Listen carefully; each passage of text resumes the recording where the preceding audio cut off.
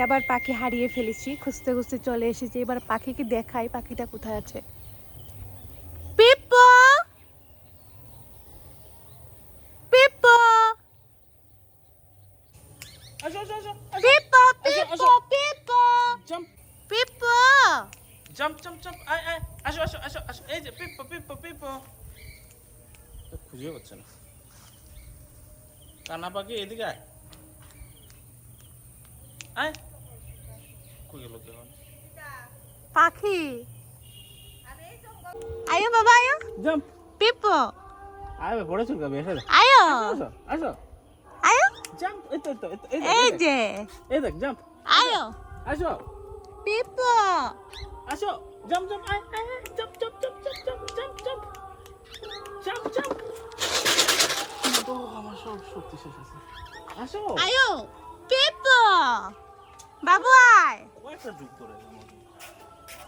পিপো, বাবু আয়, আয়ো আয়ো। দেখবো দেখবো দেখবো দেখবো যাই কে যদি আয় যদি।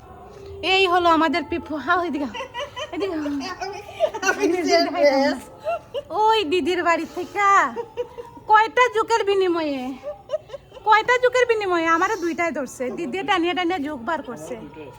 আমি জাস্ট কাঞ্চনপুর থেকে জাস্ট এখন আইছি, আইয়া আমার গলা শুনিয়ে ওই সে বাড়ইছে, মানে বাড়ইয়ে দরজা খুলে পেয়ে পাগলের মতো গেছে। ওই দেখো এটা হচ্ছে জঙ্গলের ফাঁকি। হ্যাঁ এটার ফালছে, এটা যদি না ধরা দিত উপায় আসছিল না কও না। না না পারলে তো একটা জিনিস না না হে যদি আমার না ধরা দিত তাইলে পারলাম না কও না। লাস্টে তো হ্যাঁ ধরা দিছে না। বাবু এই বাবু তোমার আমি তুলনা চাচ্ছি। কিভাবে ঘাম ধরতেছে, কি অবস্থা। সে যদি ধরা না দিত তাহলে আমাদের কি সাধ্য ছিল ধরার। আজকে কিন্তু আমার কাছে আইছে না।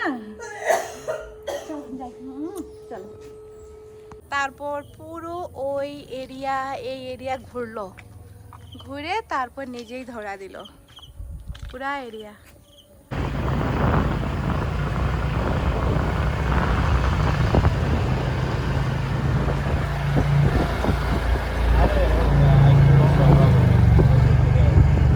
আমরা বাড়ি কই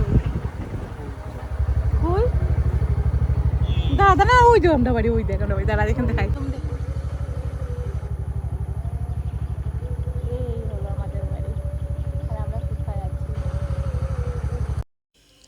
যাক ঘরের পাখিকে ঘরে আনতে পারলাম, ভালো লাগলো। আদর্শ যদিও বলেছিল দাও ছেড়ে দাও আর প্রয়োজন নেই, প্রতিদিন প্রতিদিন ভালো লাগে না, কোথায় গিয়ে খুঁজবে পাবে না অনেক কিছু, কিন্তু আশা তো থেকেই যায় না। আমি জাস্ট ওকে বলেছিলাম চল না একবার গিয়ে দেখি, না পেলে তো নেই কিছু করার নেই, তবুও তো খুঁজেছি, না খুঁজলে কি করে পাবো।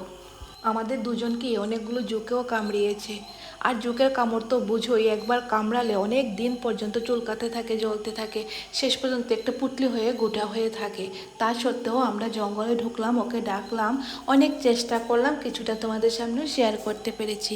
বাড়িতে এসে স্নান টান করে একটু বিশ্রাম নিলাম, সন্ধ্যা প্রদীপ দিলাম, মনসা পূজাতে চলে গেলাম কৃষ্ণের বাড়িতে। আর কৃষ্ণ হলো আমার বৌদির ভাই, দাদার শালা, আমার বেয়াই। ওদের ঠাকুর এত সুন্দর হয়েছে।